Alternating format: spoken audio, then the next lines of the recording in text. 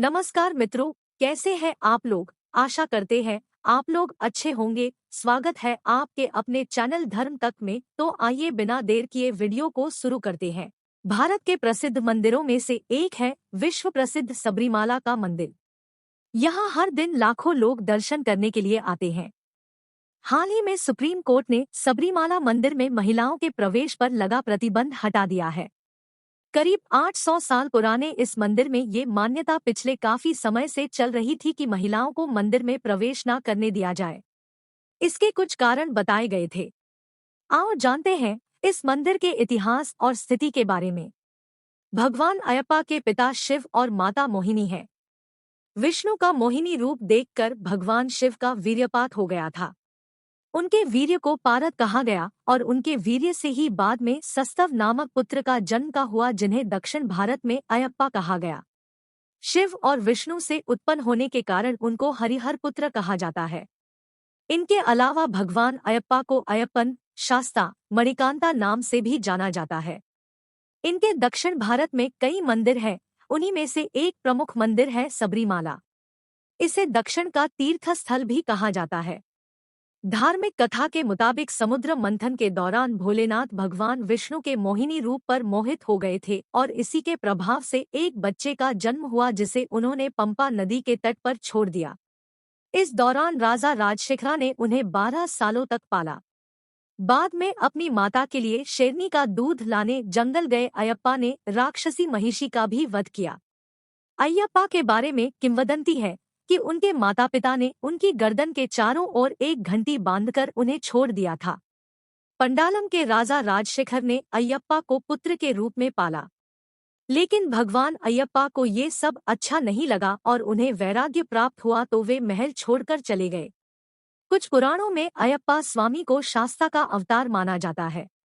भारतीय राज्य केरल में शबरीमाला में अयप्पा स्वामी का प्रसिद्ध मंदिर है, जहां विश्वभर से लोग शिव के इस पुत्र के मंदिर में दर्शन करने के लिए आते हैं। इस मंदिर के पास मकर संक्रांति की रात घने अंधेरे में रह रहकर यहां एक ज्योति दिखती है। इस ज्योति के दर्शन के लिए दुनिया भर से करोड़ों श्रद्धालु हर साल आते हैं। सबरीमाला का नाम शबरी के नाम पर पड़ा है। वही शबरी जिसने भगवान राम को जूठे फल खिलाए थे और राम ने उसे नवधा भक्ति का उपदेश दिया था। बताया जाता है कि जब जब ये रोशनी दिखती है, इसके साथ शोर भी सुनाई देता है। भक्त मानते हैं कि ये देव ज्योति है और भगवान इसे जाते हैं। मंदिर प्रबंधन के पुजारियों के मुताबिक मकर माह के पहले दिन आकाश में दिखने वाले एक खास तारा मकर ज्योति है। कहते हैं कि अयप्पा ने शैव और वैष्णवों के बीच एकता कायम की। उन्होंने अपने लक्ष्य को पूरा किया था और सबरीमाल में उन्हें दिव्य ज्ञान की प्राप्ति हुई थी। यह मंदिर पश्चिमी घाटी में पहाड़ियों की श्रृंखला सह्याद्री के बीच में स्थित है।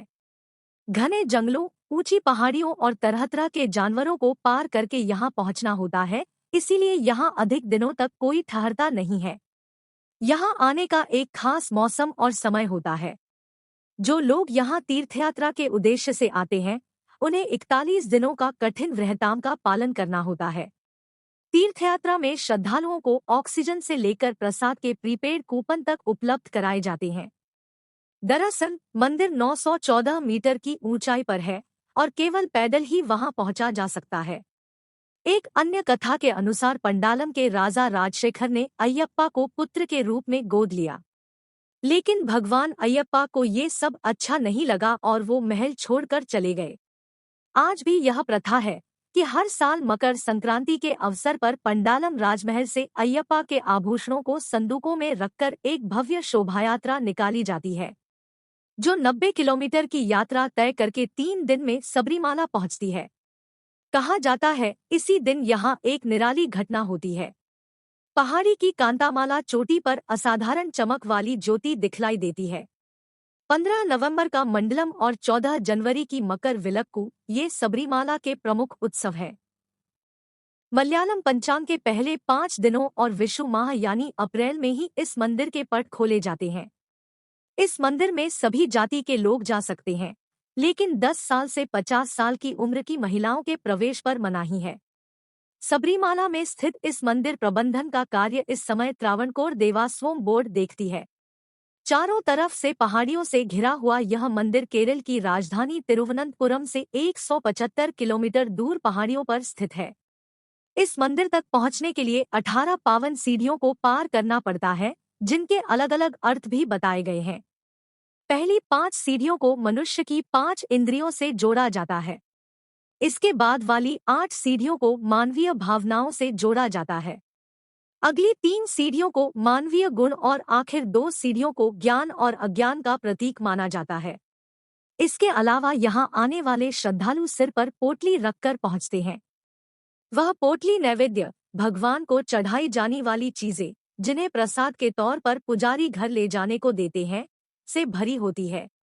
यहाँ मान्यता है कि तुलसी या रुद्राक्ष की माला पहनकर, व्रत रखकर और सिर पर नैवेद्य रखकर जो भी व्यक्ति आता है, उसकी सारी मनोकामनाएं पूरी होती है। तिरुवनंतपुरम से सबरीमाला के पंपा तक बस या निजी वाहन से पहुंचा जा सकता है। पंपा से पैदल जंगल के रास्ते 5 किलोमीटर पैदल चलकर 1535 फीट ऊंची पहाड़ियों पर चढ़कर सबरीमला मंदिर में अय्यप्प के दर्शन प्राप्त होते हैं।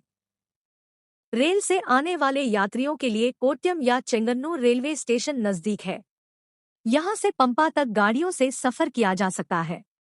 यहाँ से सबसे नजदीकी एयरपोर्ट तिरुवनंतपुरम है, जो सबरीमला से कुछ किलोमीटर दूर है।